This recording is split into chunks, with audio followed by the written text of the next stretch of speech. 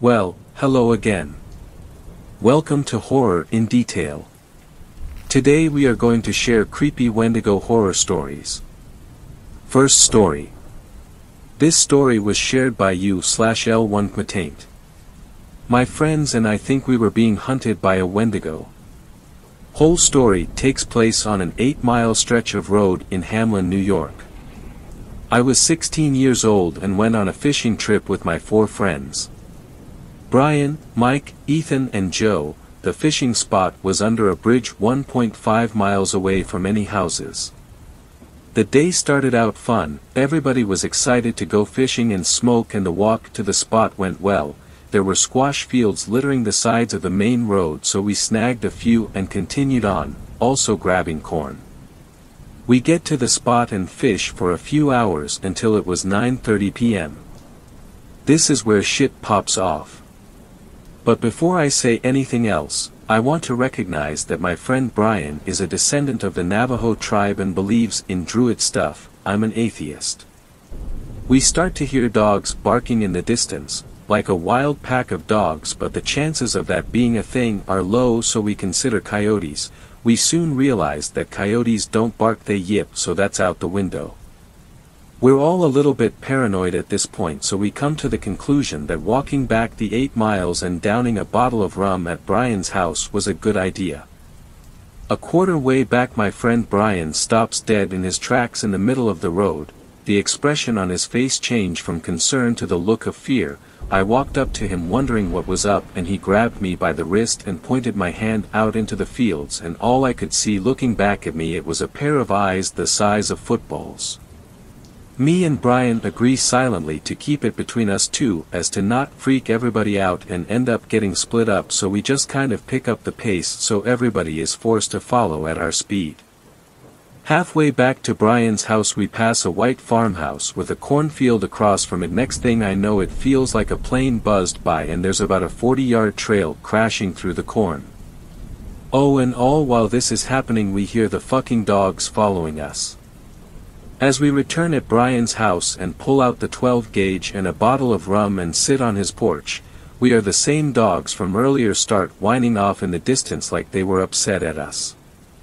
I then proceeded to have night terrors while drunk at my buddy's house, lol. Second story. This story was shared by you/consistent_nail6810. In my house, just for one night. I had a ghost in the house one night. Just one night. At the time, I lived alone. Still do, still in the same house.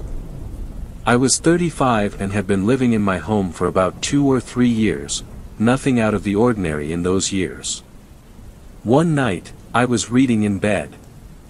It was an average-sized bedroom and my bed faced the door, which was open.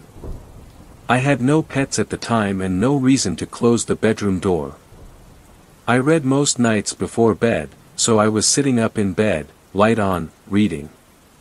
For some reason, I had the creepy feeling I was being watched. I couldn't get over it. I'd be studying the words, trying to immerse myself in the story, but I could not get over the feeling I was being watched.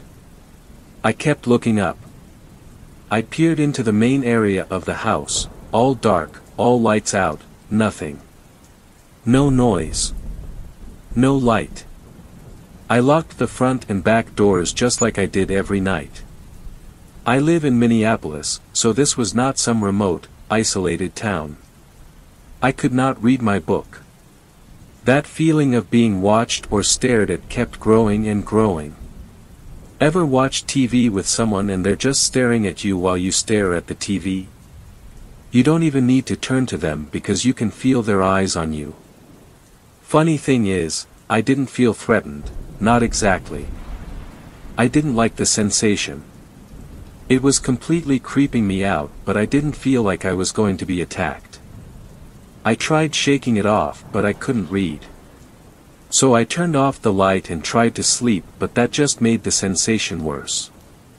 The thing watching me never felt like it was in my bedroom, always just beyond the bedroom door in the darkness of the rest of the house. After a few minutes of this intense feeling, I knew I couldn't fall asleep. I realized I had to do what I had to do, make sure there was nobody in the house. What if this was some survival instinct and there was a person hiding in my home who I was ignoring?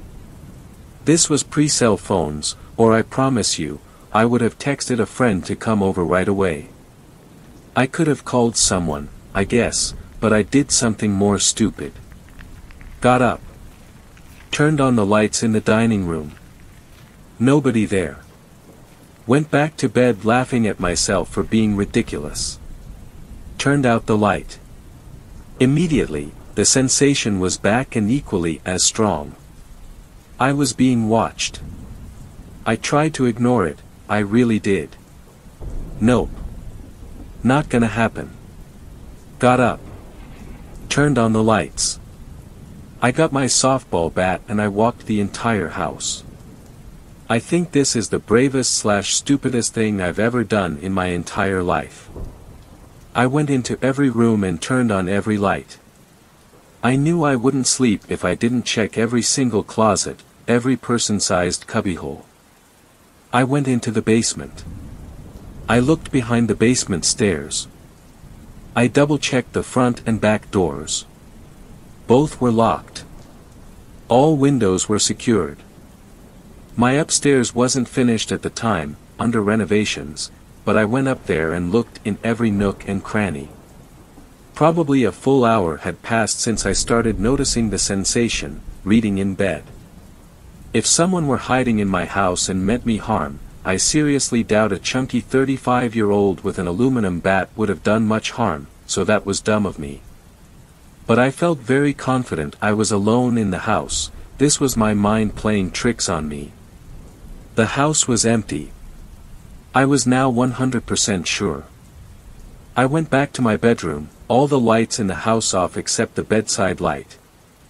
I was still rattled, freaked out that I thought walking the house was necessary in the first place. I mean, who does that? I laughed at myself for freaking out. I started reading for a while. Then, it was back. I was being watched. It was at this point I started to pay greater attention to the being watched feeling. Did I feel in danger? No. Did I feel an evil spirit? No, not exactly. I didn't like this feeling at all, not one bit. But I didn't feel like it was whispering, kill, kill, kill, under its hellbreath either. It also felt, and the hair is going up on my neck as I type this, intentional. It was a presence and it wanted me to know it was a presence. It wasn't trying to scare me, but it was trying to communicate its presence. I called out to the dark living room, I don't want you here. Please go away. Nothing changed. I yelled other phrases, like, I don't know what you want, and even, go into the light. I got that from the Poltergeist movie, the original one. This now strikes me as a dumb thing to yell, but I didn't know what else to do. I can't say I believed in ghosts, but I also can't say I didn't. I have had weird freaky things happen in life, but nothing like this. I was being watched. Okay, I said to myself, fine. No sleep tonight. I read my book to the best of my ability, knowing there was no one in the house with me. I woke up in the morning with the bedroom light on and the book on my chest. The last time I looked at the clock was around 4 a.m. In the morning, my eyes burned since I had barely slept and I felt hungover. Exhausted from tension. The feeling of being watched was also gone. I walked around the house and it felt like it did every day, just normal. I called in sick to work and slept until noon. Since I had the day off, that afternoon I did house projects. I was in the middle of cleaning out a filing cabinet, throwing out old papers and making room for new stuff when my phone rang. I was sitting on the floor, papers all around me. The woman said, "Is this Eddie?" I confirmed. I didn't recognize her voice. This was way before constant telemarketers calling.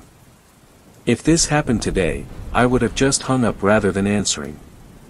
She said, "I'm a friend of Richard. I am very sorry to tell you that he died yesterday afternoon after a lingering illness. You were one of the friends he wanted notified. Richard and I had been friends in college. He had once expressed he had deep romantic feelings for me, but I did not return them. We stayed friends but eventually drifted apart, partially due to his clubbing lifestyle. He wanted flashy clothes and jewelry, and I wanted to garden and read books. No drama. Just some friends you don't keep up with.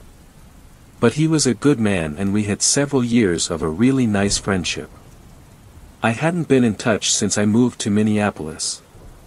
I was a little surprised I was on his call list, actually. The minute she said he had died I knew that it was Richard in my home the previous night. I knew it. It all made perfect sense. The idea of being watched, of it not being dangerous but just a presence, as if he wanted me to know he was there. It was an intensity without malice. Richard said goodbye. I've never felt anything like that in the house ever again. Third story.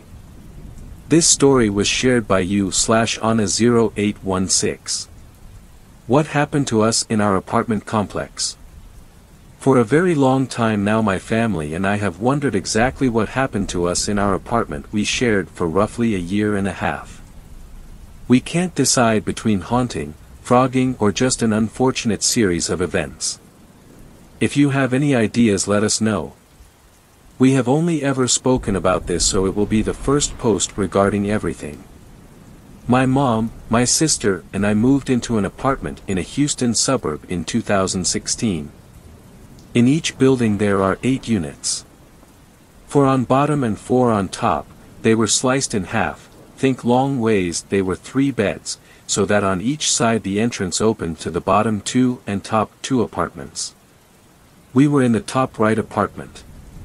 The maintenance man lived on the same half as us, but he was the bottom unit on the left side, diagonal from ours.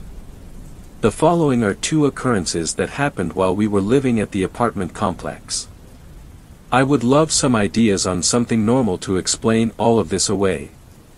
The banging. The first thing was just annoying really. We started to randomly hear a knocking sound. Even like a metronome. Sounded like someone was hitting a fist onto the wall at regular intervals. We took countless videos of this sound and were told many things. There is no one in the unit where you claim the sound is coming from. The maintenance man has not noted any noise. Without anyone coming forward or without more information there is nothing we can do. Fair enough honestly. It may be driving us insane figuring it out, but it was only noise at first, nothing crazy. Each time a tenant was in the next door apartment, did not share the door front but we shared a main wall in our units, the banging would stop. I think about 3 times the banging was very obviously coming from the master bedroom from the unit next to us. The units were mirrors of each other. My mom would wake to someone banging on that shared wall in the bedroom, loudly enough to wake my sister in the next room as well. She would get angry and bang on the wall back, but nothing seemed to work. The sound would continue regardless of what we did until it eventually just stopped. We were just told there was nothing to be done as the unit was empty. We have considered the neighbors getting freaky. It was too consistent and only happened when unit was empty. Dogs running, it didn't get louder and softer like a dog running down the hallway, also empty. Some kind of device that maybe moves on its own and gets caught hitting on something. If the unit was empty and this is what happened, then why did maintenance never hear if they are in the same building? It would have to be really loud if it didn't come from the shared wall. Something to note. There was a 30-day policy at the apartment. If you moved in you could break the lease within the first 30 days and there wasn't a penalty. Until we moved out, and even those people to our knowledge, not a single tenant made it past the 30 days. We were always very curious as to why we always had new neighbors. The attic. As I mentioned before, the 4 top units have an attic space. The entrance is in the master bedroom closet. It does not have a pull-down string and staircase, the setup was a little different. When you open the door to the closet directly in front of you, like 3 feet deep, is a built-in shelf that doubles as a makeshift staircase to the attic, more like crawlspace. You can use the shelf as steps, and then there are shelves on each side of the closet, above the hanging bar, that you could use to steady yourself as you went up. That attic entrance was a square hole in the ceiling with a larger square board placed over it to cover the hole. To get in, you simply push the board up and move it over. On the outside of the master bedroom closet, the landlord had the trim and the door itself repainted white, landlord special, you all know it. It was done poorly, and you could very easily see the old outlines / screw holes where on 3 different occasions, or 3 at one time, whatever you think is more plausible, a padlock was installed on the closet door.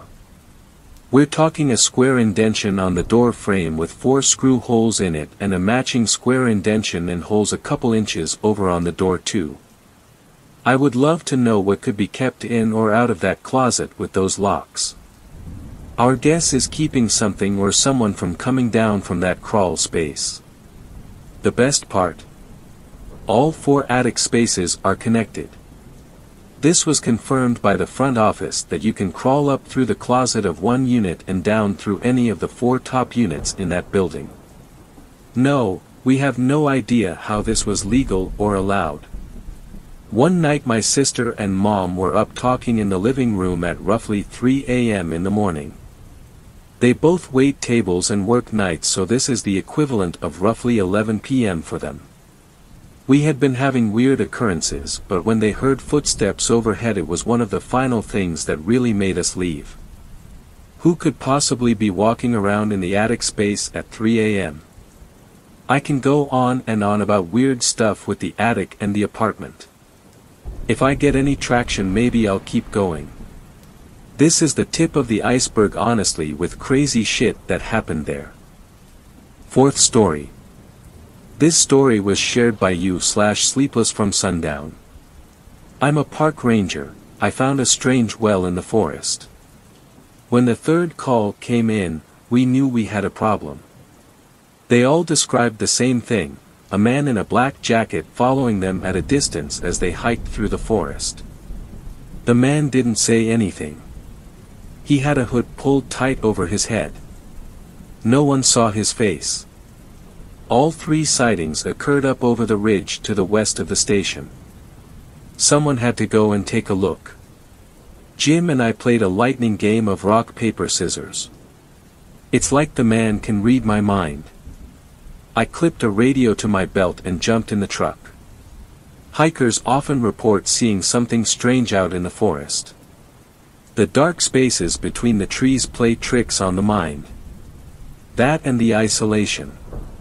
But 3 sightings within a week describing the exact same thing ruled out a simple case of imagination in overdrive.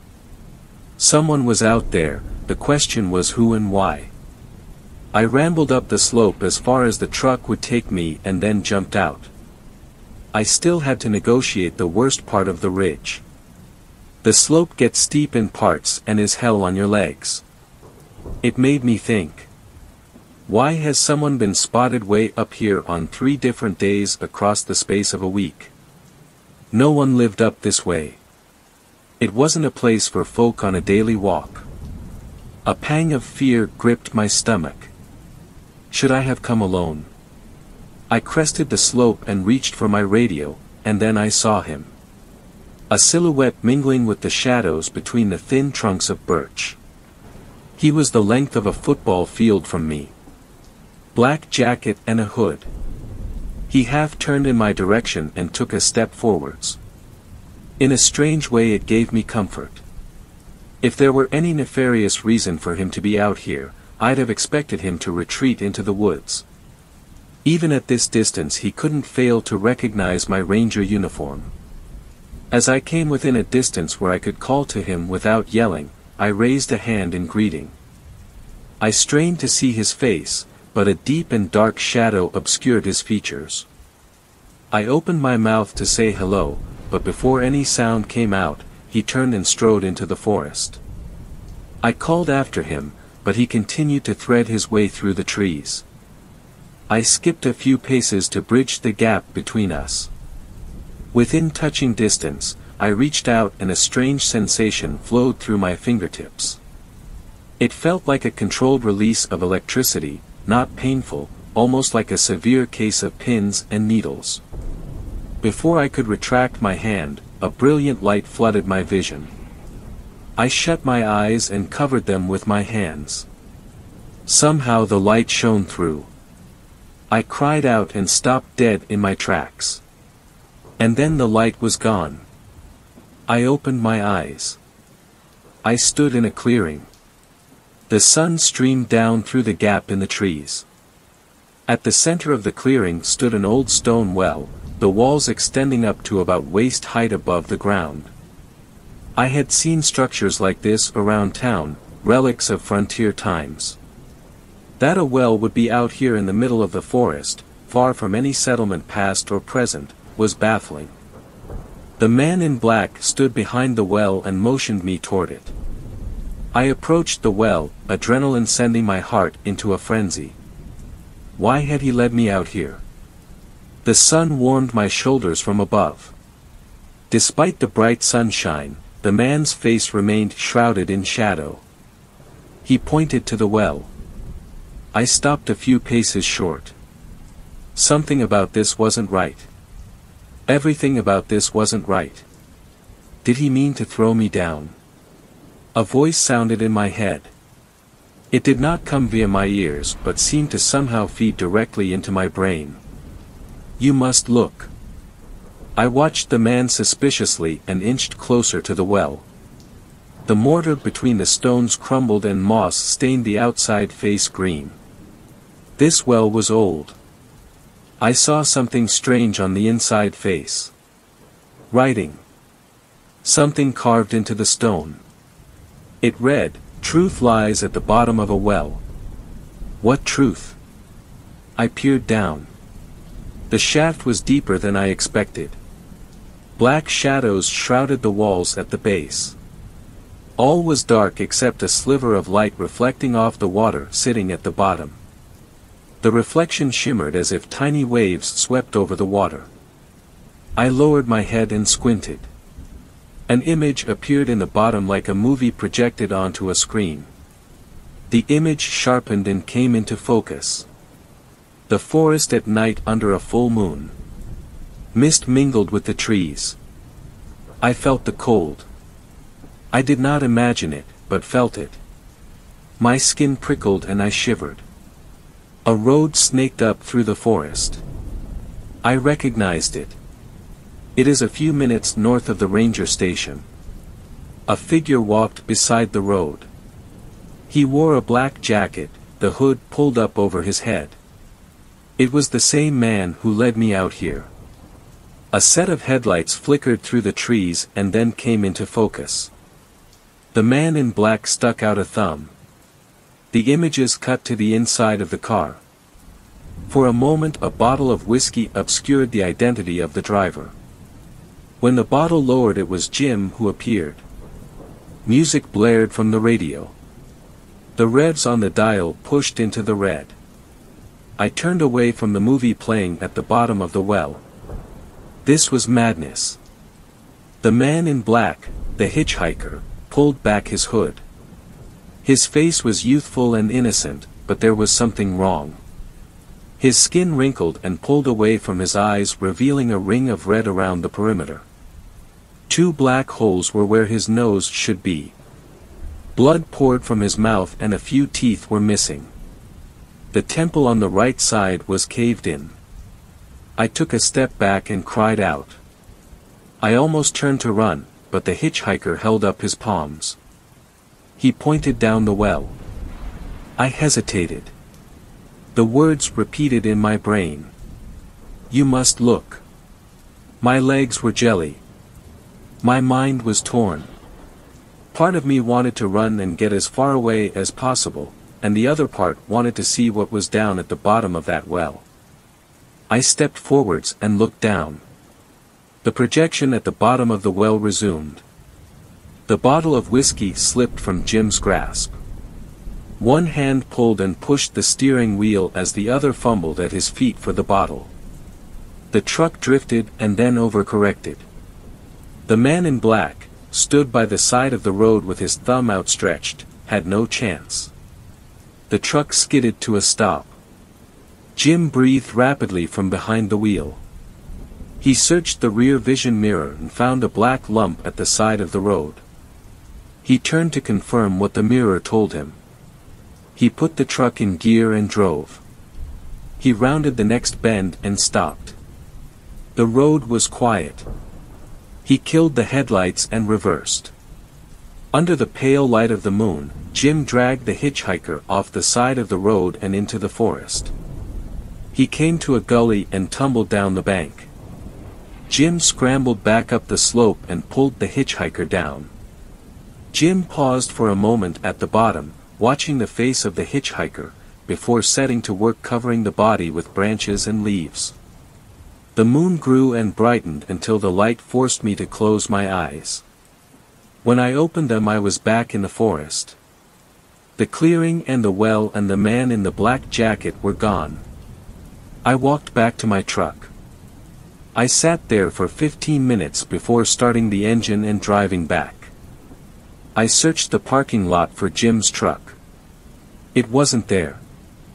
Jim narrowed his eyes when he saw me. I didn't blame him. I was white as a sheet and knew it. He asked me what I saw, and I told him nothing. I stammered a question about his truck. He paused and licked his lips and told me it was in the shop.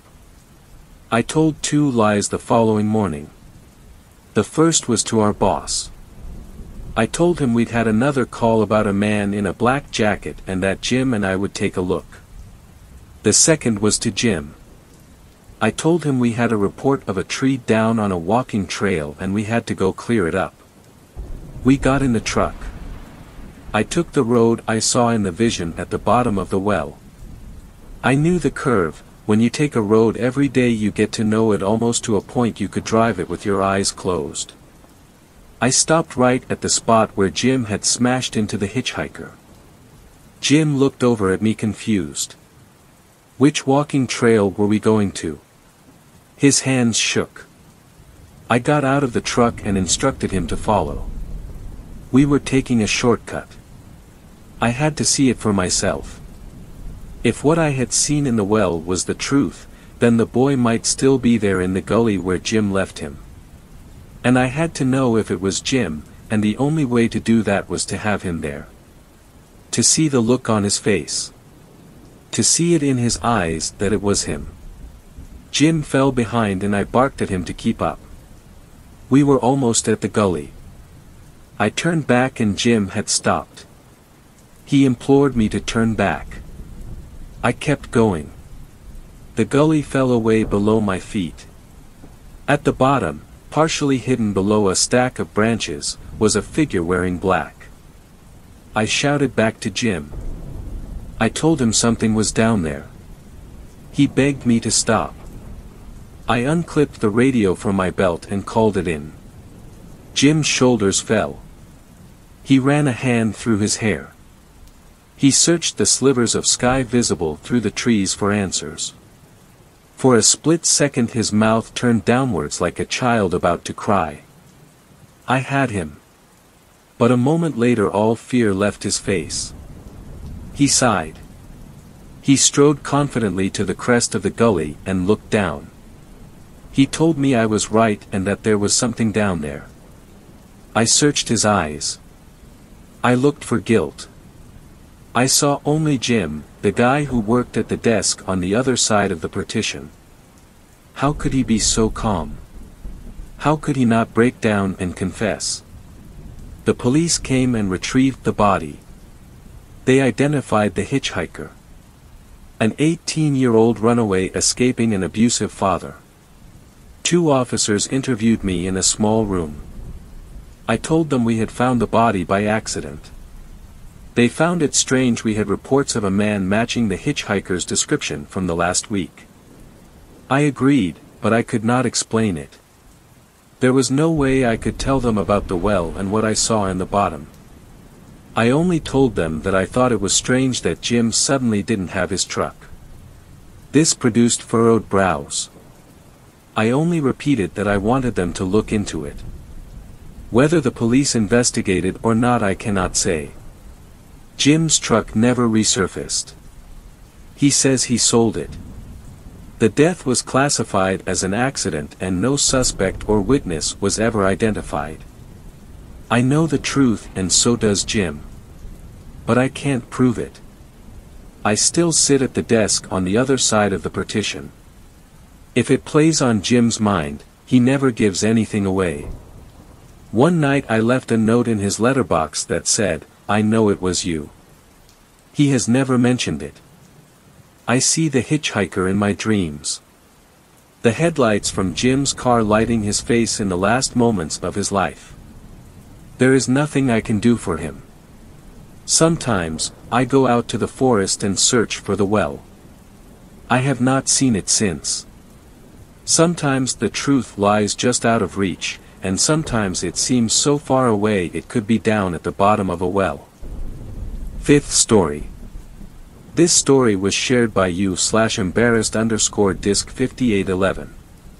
My father told me to never whistle while hunting. Today I found out why. I am a 27-year-old man, Dustin, and I've been living in northern Canada my whole life. With this, it means I have been hunting many times throughout my years. I've been hunting since I was able to walk. Sure, it gets repetitive, but there's something about it I've always enjoyed. It may be the thrill of finding an animal I've hunted myself or just the thought of me being able to get out of the city and have some time to myself, but whatever it is, it keeps bringing me back to the sport. I have a girlfriend who I've been with for the past 5 years who's never really enjoyed the thought of me killing innocent animals, but she never held it against me as her father was a hunter himself. One thing she does dislike is when I go out on my own, as she fears for my safety as there are many bears around my land. Although she feels nervous about it, I always assure her I will be okay and she does not need to worry about me. It was the same tonight. As I got ready to start my drive to the country, my girlfriend had asked me to be safe and to go drop a gift off at my father's house for his birthday. We had not been able to attend. This was not a problem for me as he had lived on the edge of town towards where I would be going. I had told my girlfriend I loved her and then made my way to drop the gift off. Once I'd made it to my dad's house, I had given him his gift and began to talk with him for a little bit. During our conversation, I had brought up that I was going hunting, which had instantly made my dad's expression change. As he looked at me, he said, "Do you remember the rule?" I replied with some anger, "Yes, I know to never whistle while hunting." My father apologized for telling me all the time and said he just wanted to keep me safe. I had asked him many times why I couldn't whistle, but he always said to listen to him and not ask questions, which made me stay quiet this time. He wished me luck and I went on my way, beginning the drive through the countryside. As I was driving the way, my dad's face changed when I told him I would be hunting. Stuck in the back of my mind with an uneasy feeling, I thought nothing of it once I had arrived at the approach into my field. As I got out of the truck, I saw down the road in the ditch there had been a truck seemingly left abandoned. This was odd to me as there is no civilization close to here for someone to leave their truck. I brushed it off as someone just driving off the road while texting or not paying attention. As I made my way through my field, it felt unnaturally quiet. Usually a bird was chirping or the rustling of the trees blowing with the wind, but today there was nothing but complete silence. As I reached my hunting blind on the other side of the field, I had sat down and began to wait. While waiting, I decided to text my girlfriend that I had made it safe and that I had dropped off the gift. Looking down at my phone, I saw I had no service. Weird, I thought to myself. I had at least one bar here all the time, which was just enough to get a message through. As I was looking at my phone, I looked up and realized a deer was making its way towards my bait. I had gotten ready with my rifle as the deer approached. Once it had stopped moving, I took the chance to shoot and hit it perfectly, dropping it right where it had been standing. In celebration, I stood up and ran over to see my kill and put the tags on. After that was finished, I made my way back over to the truck. As I was walking, the darkness approached and the silence of my surroundings made me feel uneasy. I had decided to ignore my dad's silly rule and started whistling, as I didn't have to worry about scaring anything away anymore. I continued humming until I hopped into the truck driving back to where I had shot the animal. Once I reached the spot, I couldn't see it anywhere. This worried me, as I thought the deer had not been dead and it had escaped. I was proved right when I saw a trail of blood leading into an unseen part of my field.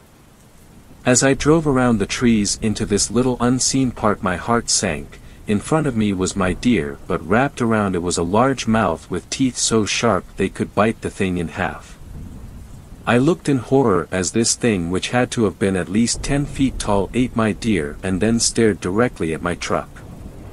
This was my sign to get the fuck out of there, and with that I slammed my truck into drive and whipped it around to drive out of there. I didn't want to look back in fear of what I was going to see. Right before I made it to the end of my field, I felt my back tire get jerked, which I can only assume was sliced open by that thing's claws or teeth. This had sent my truck rolling onto the roof deep into the bush. This had ripped my leg open and I am bleeding very bad. I had then left and hid behind a tree. I am writing this as I hear screeching and bushes being pushed over, hoping I stay hidden long enough for someone else to come and scare it away. I don't know if this will even publish, but it's the only way I may survive. If you see this, please help, because if I don't bleed out soon, this thing will find me. Sixth story. This story was shared by you/HorrorJunkie123. My boyfriend has always hated my cats. I should have dumped him sooner. My boyfriend, Eric, has always vehemently hated my cats, Stella and Biscuit. I wish I could say that they've never given him a reason to, but honestly, I can't. They're perfect little angels around everyone except for him. I should have taken that as a red flag. Eric and I started dating around 3 months ago. He seemed like a genuinely good person. But I've recently come to learn that he's anything but genuine. The issues didn't start until a month ago. We were at my house getting ready to leave for date night when I heard it. Biscuit was emitting a low growl from the opposite room. I've had that cat for 4 years and never once has he growled at anyone. I put down my curling iron and walked into the room just in time to see him swat my boyfriend's hand. Eric recoiled in pain, clutching his wounded appendage close to his chest. "Ah! That really hurt, you little bastard," he hissed, only provoking Biscuit further. "Babe, are you okay? What happened?" I just reached out to pet him, then Biscuit decided to play tetherball with my hand, Eric said through clenched teeth. I shot Biscuit a death glare. That got him to calm down. He glanced up at me with those heartbroken kitten eyes before darting behind the sofa. I hate it when he hits me with that look. I would appreciate it if you didn't call my cat names, but I'll let it slide because of this. Show me, I requested to my now teary-eyed boyfriend. He gazed up at me like a hurt puppy. Was he playing it up? Oh, 100%. But I still couldn't help feeling a pang of pity stab through my chest like an ice pick.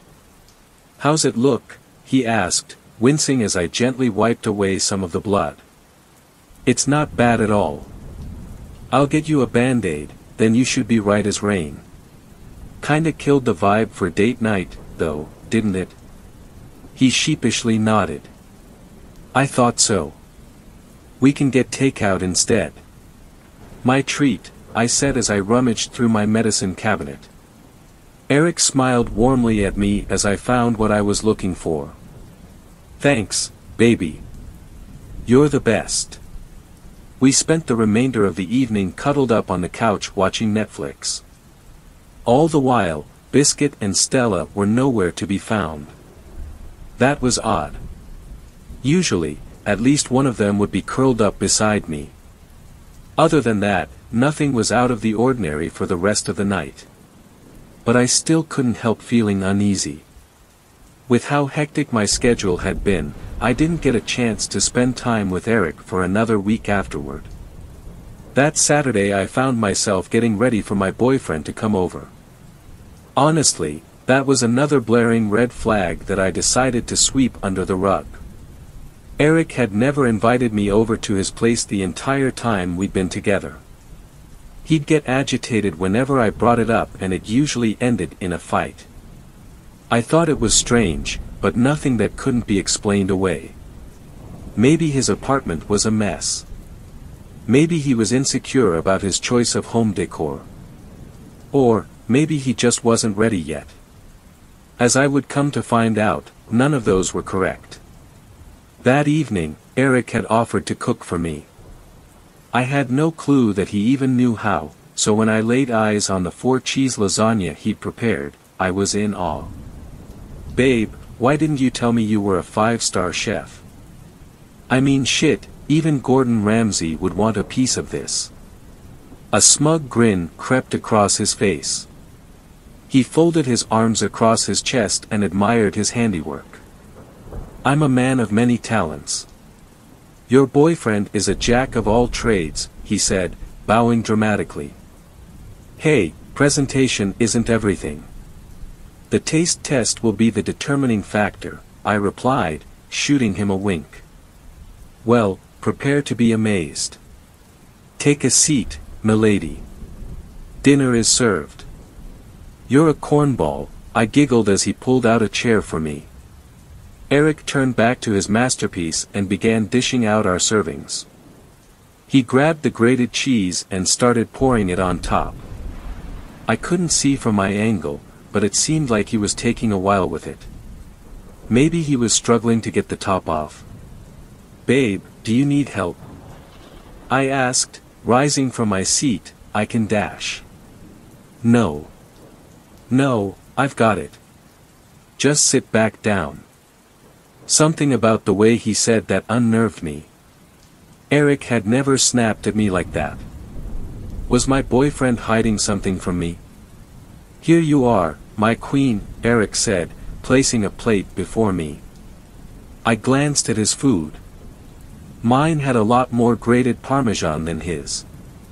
Something didn't feel right, but I tried my best to brush it off as I raised a forkful of steaming lasagna to my mouth.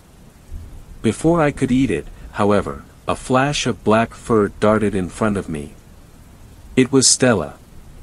She swatted the fork from my hand before it touched my lips, then swept her tail across the top of my food. The fuck? Did my cat just bitch slap the food out of my hand then rub her hairy tail all over my plate? I was about to order Stella to get down from the table when I noticed that she had her hackles raised. She was hissing at my boyfriend and swatting the air. She was trying to protect me. But why? "Shoo, Stella, it's okay girl," I whispered, lightly caressing her back. I eventually calmed her down, but she didn't take her eyes off of Eric the entire time. The pair were trapped in a fierce staring match, and my cat was not going down without a fight. I cleaned Stella's tail, then rose to chuck the ruined food and prepare myself a new plate. Eric had made more than enough, and he'd eaten some of his, so I was confident that it would be safe to consume. "Oh, let me get that for you," Eric said, standing from his chair as I headed for the lasagna. "No. I'll get it," I hissed as he slumped back into his seat. Eric was pouty for the rest of the meal. He looked like a child who was told he was getting coal for Christmas. Something fishy was going on, and I was determined to get to the bottom of it. Things were fine between us for the next couple weeks. Eric took me out on dates, bought me flowers, and did all the things that a sincere, loving boyfriend should do. I'd been suspicious of him, but I'd be lying if I said he wasn't breaking down my walls. If that was all an act, it was a damn good one. I let Eric spend the night for the first time a week ago. He was, understandably, ecstatic. I know most couples hit that milestone before they even start dating, but I like to really be comfortable with someone before I let them sleep in the same bed as me, you know. Thanks for letting me stay over, babe. It's nice to finally fall asleep with you in my arms. I'm not gonna lie, it does feel nice, I said, scooting closer. Eric's eyes were getting heavy. He yawned, then whispered in his sleepy voice that I had come to adore, I love you, Lindsay. My cheeks burned red as a fire engine. He'd never said that to me before. As the shock wore off, I began to realize that I felt the same way. I love you too, Eric, I murmured as we both shut our eyes and drifted off to sleep. I awoke to a shriek in the middle of the night. Eric was sitting upright and I felt something heavy drop onto the blanket over my abdomen. As my eyes adjusted to the darkness, I quickly realized what it was, a steak knife. Eric was wrestling with a beige ball of fur. I didn't waste any time. I snatched up the knife, threw off the covers, and leapt from bed. With teary eyes, I pointed the weapon at Eric, who was desperately trying to free his arm from Biscuit's death grip. Biscuit, see, come here, I muttered, my voice trembling. He instantly released Eric once he heard my voice. Biscuit scampered over to me, out of Eric's reach. Get out. Get the fuck out. I shouted, tears streaming down my cheeks. My now ex-boyfriend looked like he was about to cry. That infuriated me. He wasn't allowed to cry. Not after what he was going to do. Baby, please, I can explain. No. There's nothing to say. You were either going to stab me or my cats, and whichever it was, that is unacceptable. Get out of my house. Eric opened his mouth, trying to find the right words, but none came. His head hung low as he reluctantly gathered his things. It was taking all of my mental fortitude to hold it together. Once Eric was fully dressed, he shuffled away. He paused as he reached the front door and turned to face me. Are you sure that there's nothing I can say to change your mind? The knife shook in my grasp. You're sick. I don't ever want to see your face again. He didn't respond. He simply walked out into the night, leaving me a trembling mess in my living room. Something inside of me broke. I curled into a ball on my doormat as the shock hit me like a freight train. The man I loved had turned out to be a complete psychopath. How could I be so stupid? I sobbed for what felt like hours. Only when I had no tears left to cry did I realize what I needed to do. I called the police. The cops in my town are decent people. My cousin was on the force, so I knew they wouldn't blow me off. The police took my information and opened an investigation on Eric, but they never found him. Despite all the evidence I provided, there was no indication that Eric had ever existed.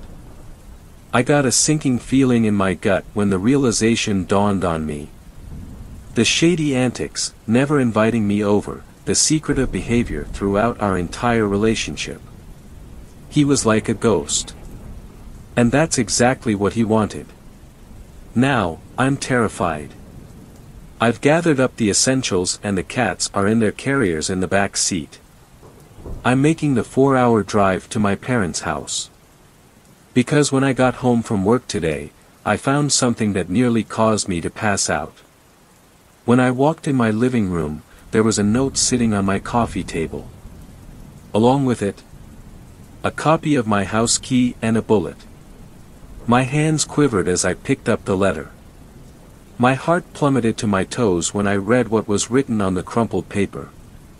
Hey baby. I can't wait to see you for date night. I have a killer outing planned. Your loving boyfriend, Eric. I'm still shaking. I don't know how long he's had that key. The thing is, I live alone, and I've never given him a spare. I shouldn't have trusted him, but hindsight is 20/20. Please, I'm begging you. Listen to your pets. They just might save your life. Seventh story. This story was shared by you/the Aurophiles. We still don't know what we found in the river. I don't do a lot of camping. My friend Jack is the complete opposite. He's the adventurous type. Mountain climbing, camping, rowing, you name it, the guy has done it. He likes to be close to nature, and I don't know anybody who could blame him. It's beautiful when you're out there. I just would rather do anything else than go out into nature. I live a sheltered life. I got a nice house in a protected suburb, a cushy job as an assistant manager, and my favorite hobby is falling asleep by the pool listening to 80s hits. The only real stress I have in my life comes from my family. Almost every day I get a call from one asking for a lift, or money, or to borrow something of mine I know they won't return, and if they do it won't be in one piece. I wouldn't mind it if they were the kind of family that respected me and showed appreciation, but they almost always demanded that I do something and insulted me when I failed to deliver. But it was family and it became a routine for me. I only bring this up because I need you to understand my frame of mind before I went with Jack. I work with this clunky software where if you mess anything up, it screws the whole project. It's also slow as hell, so it was already a rough day. When I was at my most frustrated, I received a ping on my phone. It was my family, more specifically my aunt, who was giving me hell for some bullshit her son did. The incredible mental gymnastics she had to do to end up blaming me was just that, incredible. By the end of the day, I was toasted. My brain was this swirling gray mass of mushroom soup. I was driving home thinking about how I had to go through it again the next day when the Bluetooth car phone started ringing. Jack was calling. "Hey, man," I sighed over the phone. "I just got secondhand depression from that sigh," Jack told me. "What the hell happened?" I went on a little rant. I kept it brief because I didn't want to bore him with my problems. The summary was enough anyway. "You know what you need, a vacation," Jack said. "The weekend is almost here. I will chill out then. I mean a real vacation. An escape from an asshole family and work you've hated since day one. You're not going to get any less stressed by staring at a TV or wandering through the same concrete neighborhoods. Your pep makes me want to hug the corner of that building with my car. I'm serious. You've got vacation days, use them after times like this. Escape, man. I know just the place." And 5 minutes later, Jack convinced me to go camping with him. I called my boss to inform him that I was taking a couple of vacation days and set myself up for a 4-day weekend in the forest. "Jack, we've been walking for an hour," I told him. "How much longer do we have to carry a tent and a small kitchen before we get there?" "It would go a lot faster if you didn't count every minute," he said over his shoulder. He brushed his long brown hair out of his face. I was glad to see that he was sweating as well. The guy may have been fit, but he was still human. He must have seen my smile or heard my soft chuckle because he looked at me. When our eyes met, he knew what I was smiling about. We both wheezed our little laughs and took a breather.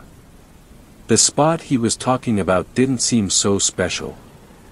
There were a lot of trees and dead orange leaves, but very few bushes and low-hanging branches. I asked him what was so great about it, but he just told me to help him set up the tent. It took as long as I expected to get the tent up and make a fire, too long. It was dark and we were staring at a pot of soup cooking over the flames. Jack was wearing this big grin on his face while he looked at the fire. My eyes kept darting to the trees and looking beyond them. The dark blue finally settled into pitch black and it felt like we were sitting in a windy void. I heard a distant chittering of something. A bird? Some kind of bug. "Soup's up," Jack said suddenly. My heart skipped. You got the rolls. Yeah, they're a little squished though. That thermos was heavier than I thought. Just how I like 'em. Hey, Jack, what was that sound just now? Squirrel. There are also a few bats in this region, so if you hear squeaking or something flying a little close to the tent, well, it's probably that. Jack was the first to fall asleep. I stayed up, despite my best efforts, trying to gauge how far away certain sounds were and what they belonged to. I wasn't scared, but it was a different experience for me. I don't know, some things you linger on more than others when recalling memories, and those sounds were one of them. In the morning, I woke up to the smell of bacon and eggs.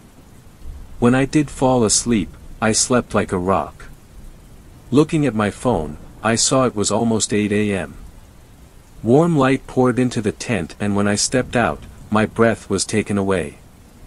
The orange of the leaves that covered the forest floor had turned into a golden carpet in the morning light. Even the shadows had this warm, rich orange to them. Holy shit, I whispered.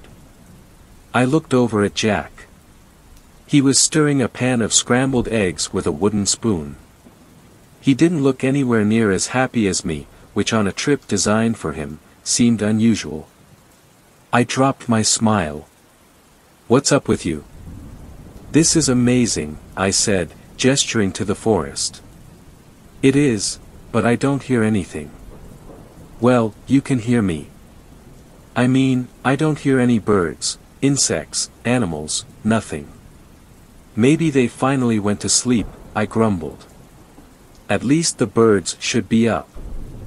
They go crazy in the mornings. So, what are you worried about? What does that mean? Jack shrugged and looked at me. It was like he was trying to find the right words to say, but I knew that look better than most. It was usually the look my family gave me when delivering bad news, but this time it seemed genuine. There might be a predator in the area, he said. I looked all around. The spot had another plus, you could see farther without the hills and bushes. I didn't see anything, but I kept looking while I spoke to him. So, what's the plan? I asked. Pack up and slowly make our way back to the car, or do we run for it? Neither. It's probably passing through the area.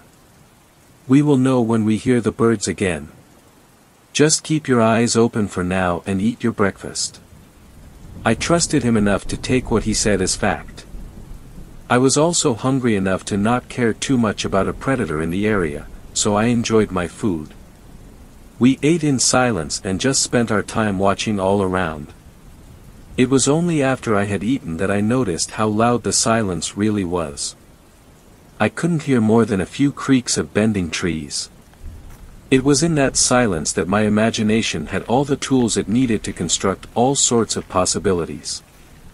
Bears, wolves, maybe a wild cat like a mountain lion. Those things blended in well, I knew that from the posters in the camping store. When your mind is devising a nightmare, your body can sometimes tense up without you knowing it. Mine tensed up in such a way that my breathing got weird. I looked at Jack. He was shaking a canteen, empty.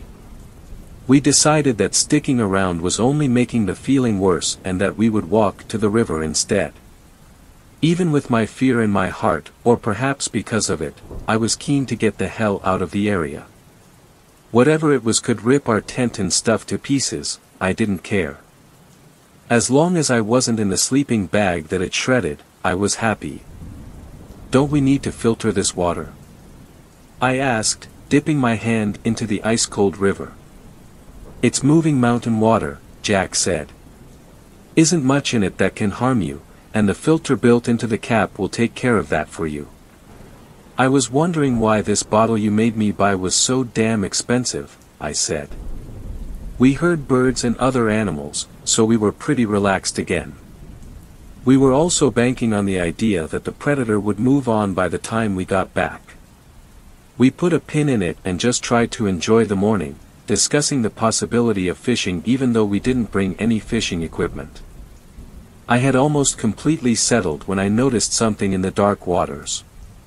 It was pale with a cool hue thanks to the water. I didn't know what to make of it at first, cocking my head to the side as if the different angle would help me understand. The object twisted, and it was only when it had completely spread out and floated to the top of the waters that I realized it was a body. What the fuck? Jack saw it too. Did somebody drown? I asked, the cold feeling filling me. Is that person? I don't know, Jack said, immediately taking action and walking alongside the river after it. I followed close behind him.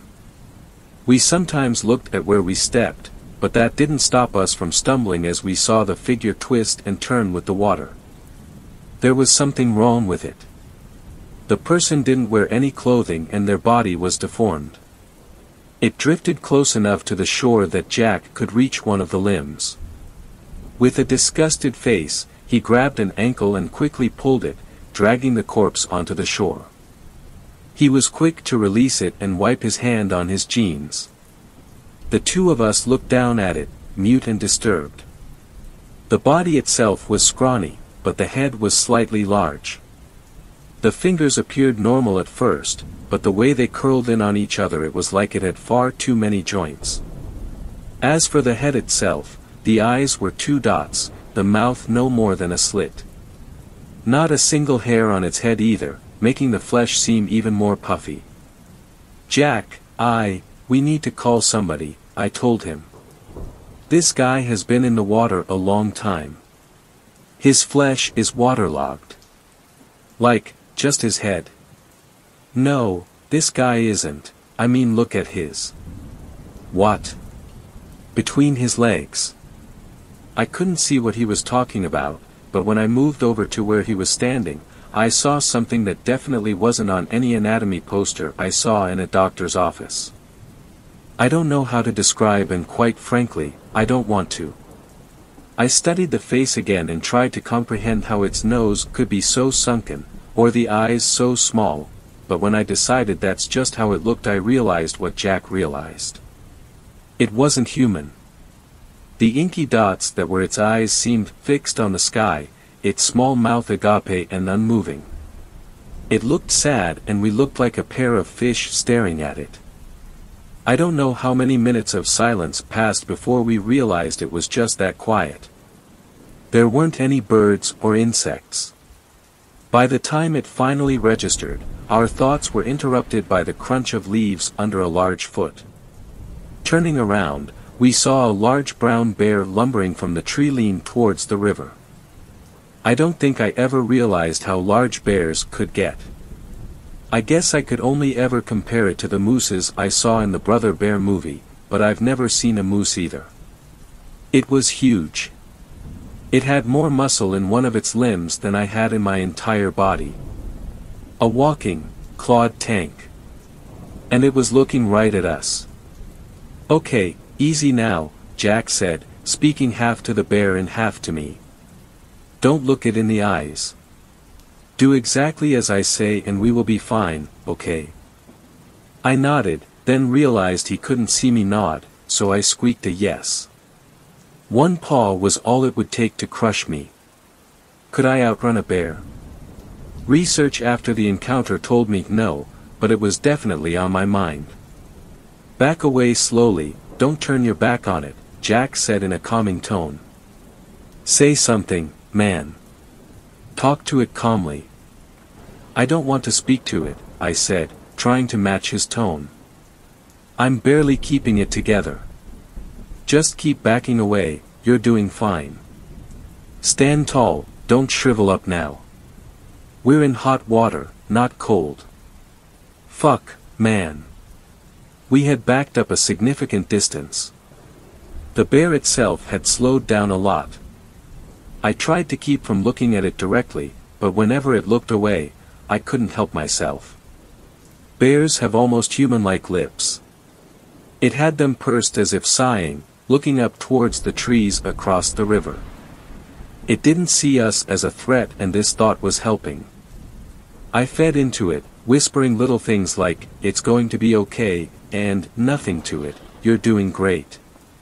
"Yes, you are, man," Jack said. "Now, let's just hang around here for a moment. See if it will leave us alone before we head back to camp." It wasn't something I wanted to do, but Jack took up a spot beside a tree and waited. I did the same, and we continued to watch the bear as it walked over to the pale corpse we found. It sniffed at it like a dog, and with bated breath, we watched as the inevitable happened. The bear leaned down and bit into the side of the creature. We saw the teeth dig into the skin, we saw inky blood. It was horrific, but it got so much worse when the creature started to yell and writhe in the bear's maw. It had this broken yell, much like a chirrup or buzzing insect. Its legs kicked out, and its hands flailed, but the bear didn't stop. It placed its paw on the creature's head, pinning it to the ground, and pulled. The flesh snapped like rubber when it was torn apart. The head was completely removed, the scream had ceased, yet the body continued to squirm. It clutched the bear's head, trying to pull open the jaw, but the bear continued. I felt sick to my stomach. Even when torn to pieces, parts of the creature still lived and acted as if they were still a part of one whole. The head itself was half pressed into the ground, the dark eyes unable to look anywhere except in our direction. The tiny mouth was moving, still screaming, but without anything to fuel it. "Let's get the fuck out of here," I said to Jack. Without a word, I turned around and left. Jack followed after. We made our way right back to camp, packed up, and began the walk back to the car. We encountered nothing more. No more bears or pale, human-like, things. We just drove home. Right now, I wish I could give you more, but at the same time, I'm glad that I have no more to share. I am happy enough to let this story become something that just happened. I would be happy if the thoughts going through my mind to be put on paper here were the last thoughts I have of it, although I know that is never going to happen. The last thing Jack ever said about it was that it could have been a lot worse. It was lucky that we didn't get hurt. Yet, seeing that deathless mauling, it fucked me up for months. My thoughts, my sleep, everything. It's one of those images that are burned into your eyes, so every time you blink see a flash of it. I see its face. I see its hand grabbing and releasing the dirt as if that would save it. I know it's messed with Jack too though. I don't think he's gone camping in a long time. I know I never will, but for him, it's something far more important. To change his life like that, yeah, it's got to him. And after some half-hearted attempts to learn more, we still don't know what we found in the river. Thanks a lot for watching the video till the end. Subscribe to our channel Horror in Detail. Drop your opinions/suggestions in the comments section, and like the video as it helps with the YouTube algorithm.